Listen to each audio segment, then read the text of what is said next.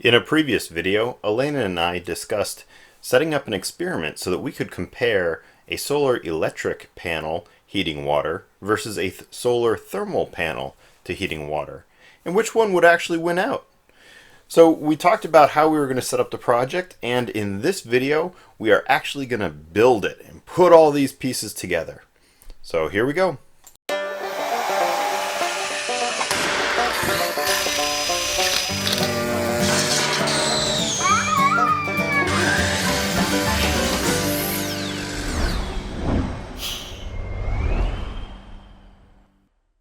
Well, this is the first of many changes I'm sure that will come as I'm trying to build this experiment. Originally, I was planning on putting the panel over here because the ground is lower, and that meant that I could have put the 55-gallon drums down on the ground, and the whole thing could have been low because this is going to be a drain back system, so getting things as low as possible matters. But with the recent thaw and rain, this whole thing is a puddle. So I'll move it over to the other side. But that will present some of its own problems. By moving it over here, the ground is at a huge slope, and it would be a lot of digging, and the ground just an inch below the surface is still frozen. So I don't really want to dig through all that to make a level spot. So that means that I'll build it up on top of these Z channels to create a platform to put the 55-gallon drums on. But that means that the whole thing is going to rise up a good foot compared to what it would have been at the other side, which means that the solar hydronic panel has to rise up a foot as well. So it's going to stick off the top up there, but shouldn't make any difference because I'm still going to have the same angle and the same azimuth.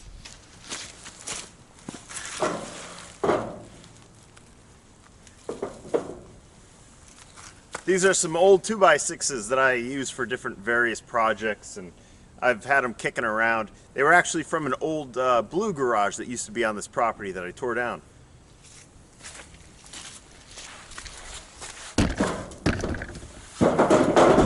Oh, now I'm going to screw these 2x6s together so that we make one platform.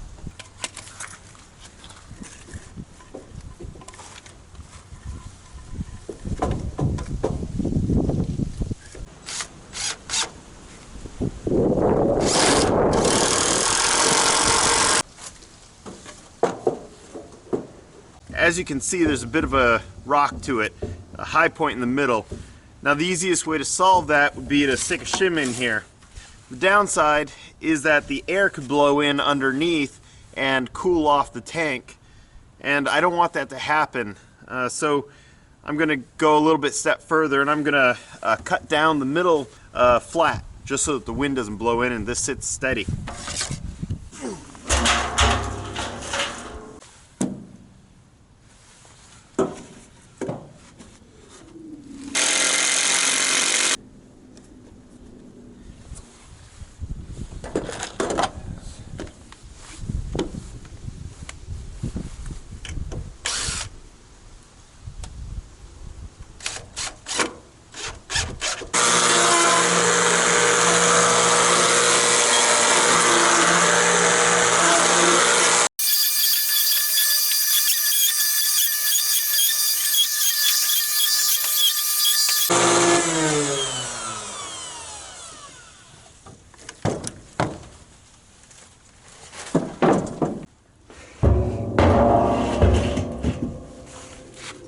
There's no more rock, but whoever tunes into this channel to see the most elaborate way to get something done, I hope I've satisfied you.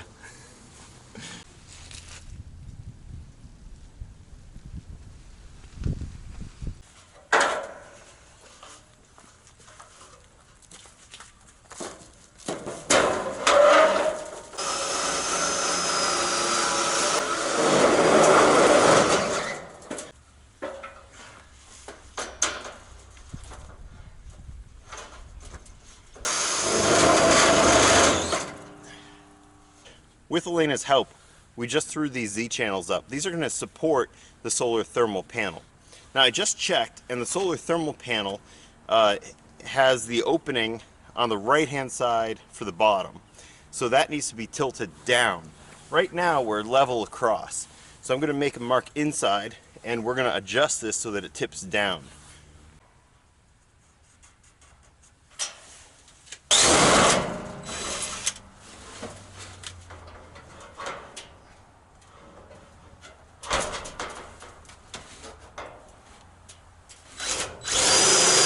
See, it now falls to the right, so it'll drain back. I went ahead and threw some more screws in because this is going to take a lot of the weight. I'm going to toss the support here so that when I place the solar panel on, it won't slide off.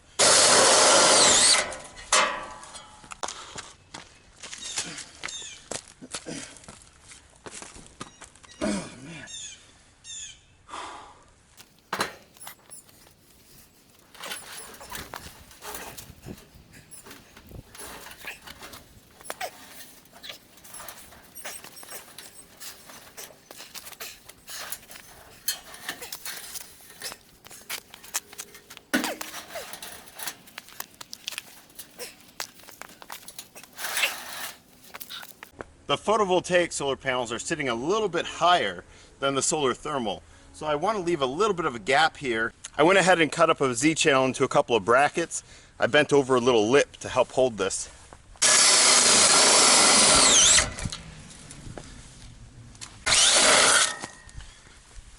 As you can see, that's now helping to hold it down.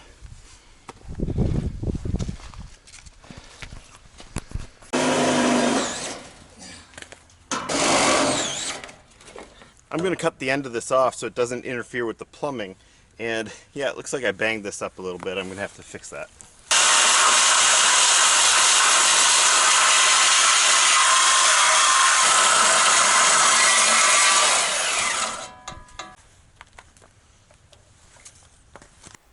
This is a scrap piece of polyisocyanurate foam. I have it left over from a project where I insulated a water tank. It's 1 inch thick, so it has an R value between 6 and 7.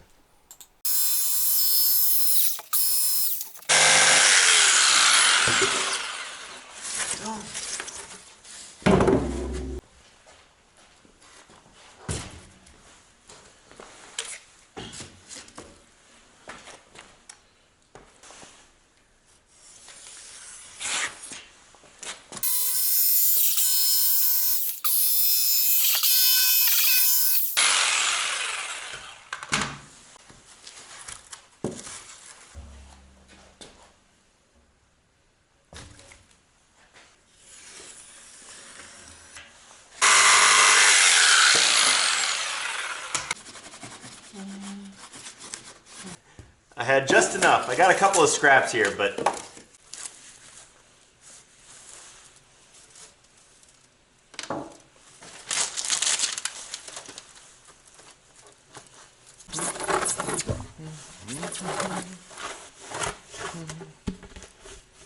well, one of the things I've got to do is drill a hole down here in the bottom for this electric heating element. So let's see which one to get. And I want to do it nice and low, but I need enough clearance.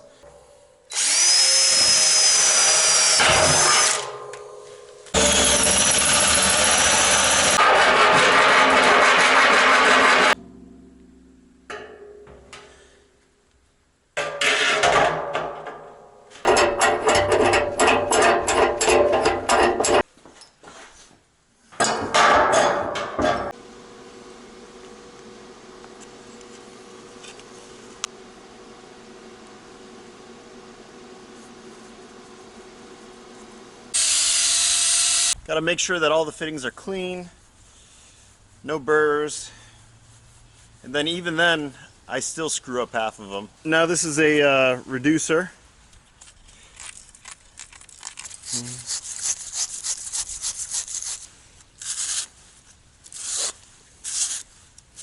The street elbow is female and male, so they can go together like that. And these are going to go over here on the end of the solar panel. Now this got a little banged up. I did clean it, but let's see if it goes on. Yep, so it will. Good. Okay, so that'll go on, and then I have an elbow. So this is a reducer to 3/4, then an elbow. Everything else is going to run in 3/4 inch. Now if I put another street elbow on this, I don't clear it. I'm going to need to use a regular elbow, come out a little bit to clear this. Everything's dry fit, so I'm going to take it all apart, put some flux on every joint, put it all back together, and then solder.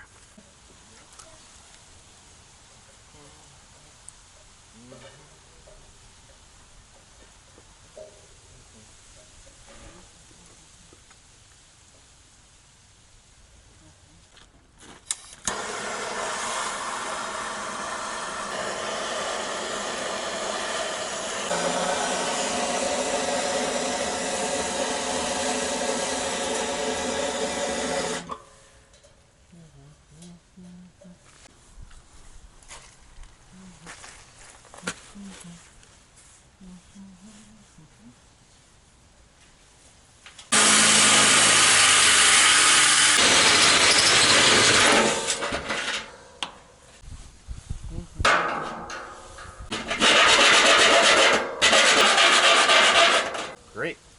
Well, that'll work.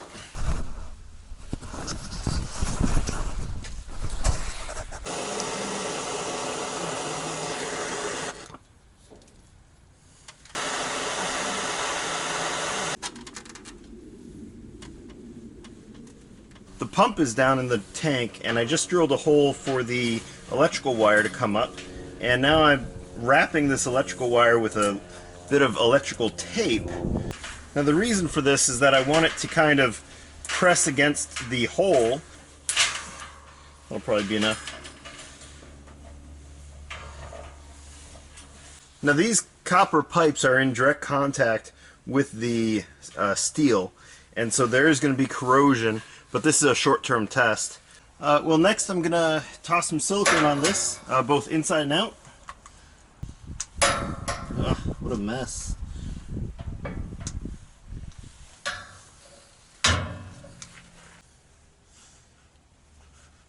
You would say, well, they don't have to be sealed because, hey, they're just atmospherically vented.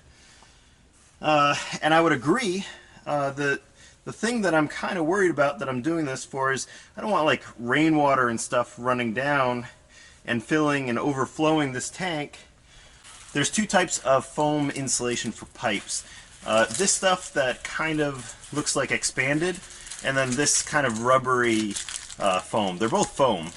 I think this stuff that's kind of rubbery looking has a higher temperature rating, which is why I'm going to use this out here, not this one.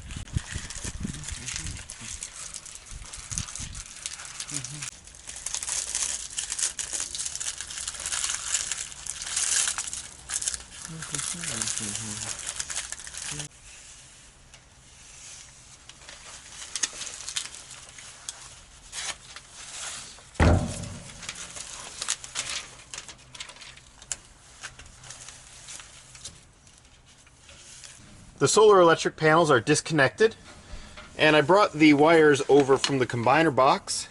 Let's get these wired up.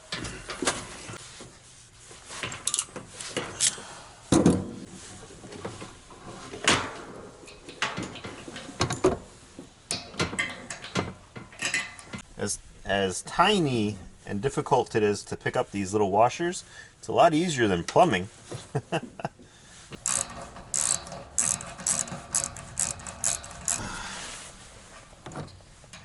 I toss some staples in there.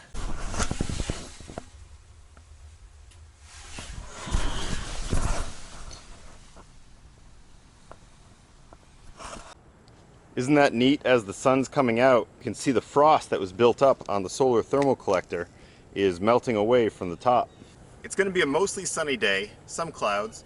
I actually wanted to try to get the experiment going yesterday because it was a full sun day, no clouds at all. And I wanted to warm up the tank as much as possible, given that it's middle of winter and I don't want them freezing solid on me. That would kind of ruin it. But it took all day. It takes a long time to do the plumbing in comparison to just snapping together an MC4 connector and running a wire. And that might be the deciding factor regardless of how the experiment turns out. But, you know, if you get 20 years out of a panel, 1 day of your life to mount them and plumb them. I don't know, maybe that's not such a bad trade-off, but we'll see what the data shows us. This is the hobo meter, and it's currently logging, and I've labeled each one because when I was in the program I had to tell it which sensor everything was. It's 16 degrees Fahrenheit out right now, so I'm not even confident this tape is going to stick, but we're going to give it a shot.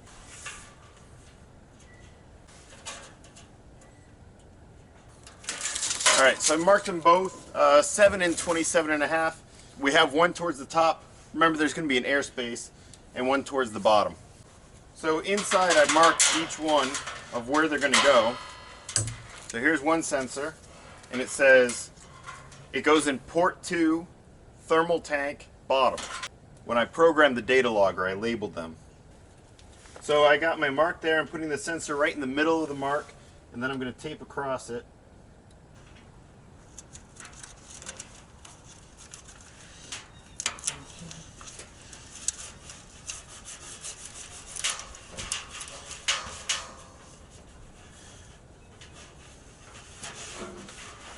I'm trying to make sure there's no air pockets around the sides of the sensor, that I'm wrapping the tape all the way around.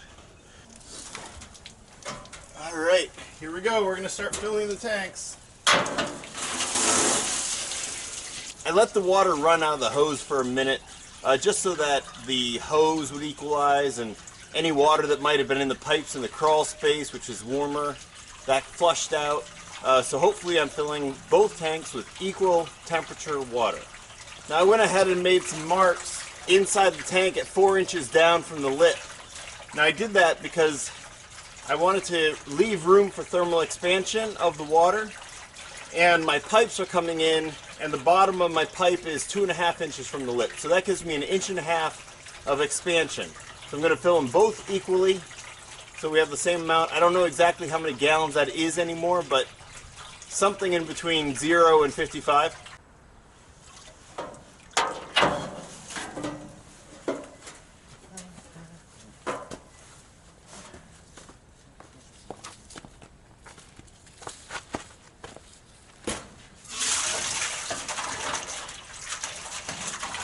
I ran the sensor wires down the side and taped them and then stapled them right to the very bottom.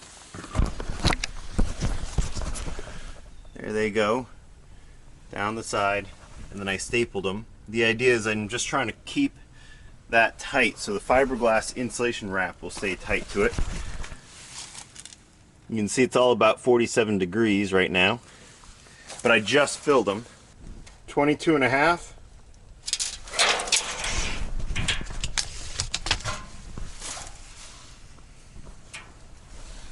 And as you can see, 30 inches of water. Alright, so whatever that volume is. This is a 12 volt 2 amp power supply for the 12 volt pump.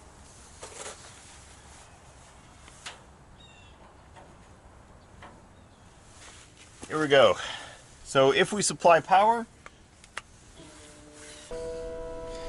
doing its thing. Is it going to be able to make the head?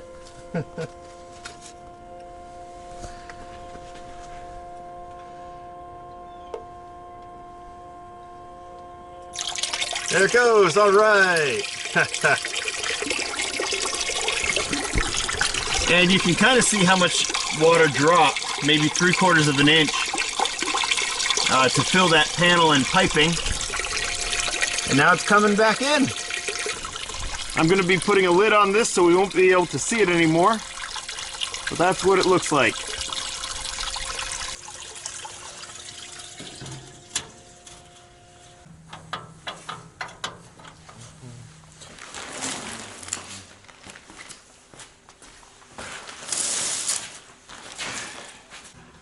Let's say 76 inches.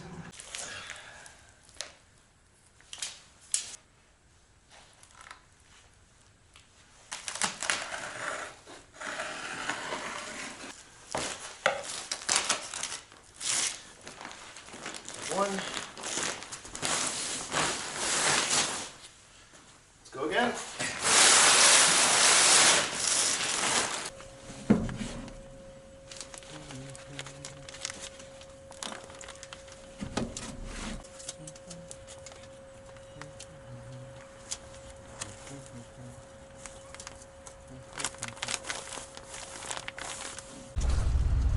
On each tank, I took this little brass rod and put it in, and this is going to be my vent. And it's on both. And now I'm going to toss this insulation. This is a very old temperature differential controller that I got when I took some solar collectors off of a roof. And you can see there's these two things that you turn to dial in what you want it to do. So this one down here says high limit, so I just crank this all the way up to 200. And this one over here says turn on, so it's currently set at 12. So it'll turn on when there's a 12-degree differential, and that differential occurs between these two probes. So these wires come out, and I have to attach temperature sensors on here. So these are called thermistors. So these are, I believe these are 10 ohm resistors that are temperature sensitive. So they change their resistance with temperature. And so I'm going to wire these up. When the solar thermal collector is more than 12 degrees warmer than the tank, then it will close this relay, which will then send electricity to this outlet where I'm going to plug in the little tiny pump.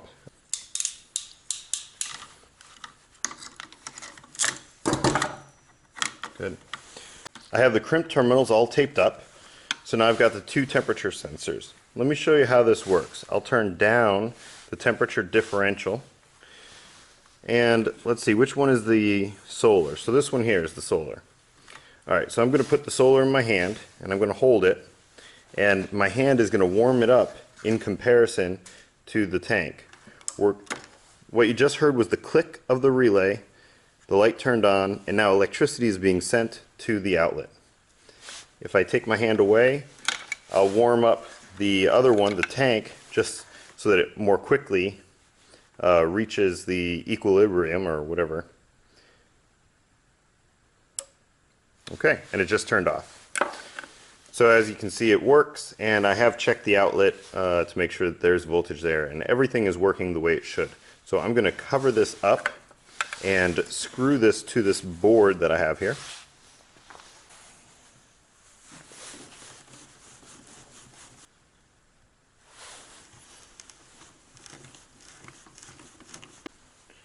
And I'll just keep this at an 8-degree differential or so, 8 or 9 degrees. That works. Now if I was running a glycol system, I wouldn't need to necessarily use a controller. You could, but you don't have to. If you're using a 12-volt pump, you could just run it directly off a 12-volt solar panel. But this, I'm using a drain back system, and so if there's low light conditions and it doesn't pump up, it could wind up raising the water level but not getting it all the way through, and then just winds up freezing. So you have to run a differential controller with a drain back system. At least that's my understanding. Okay, so we've got this, and now I can go ahead, and I've got this old plastic tote.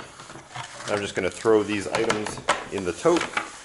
I just got the temperature sensor underneath this insulation cap, and the wire then flows down here to the controller, and the other wire I put in here and taped to the tank with the aluminum tape, and just plug this in, and the controller turned on the pump. So it says 69 degrees for the tank and 74 in the panel. I've still got to get some insulation on these bolts because they are some big radiators right now. Tomorrow I'm going to buy one more MC4 cable so that I can hook up another solar panel in parallel. The one panel wasn't getting me up kind of in the maximum power range. As we progress, I will be sure to keep you guys up to date on how this setup is going. Please like, subscribe, comment, and share. Thanks for watching.